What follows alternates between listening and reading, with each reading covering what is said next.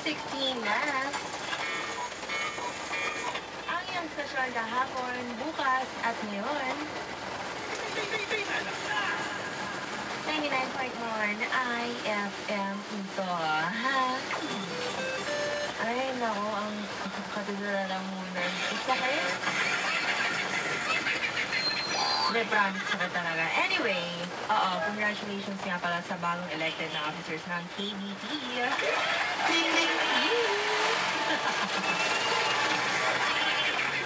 At syempre, sabi kasi ni Jason, maliit raw siya. Pati si Ronelo, sabi nila eh. Baka mayabangan ako dun sa labas, hindi sila batiin.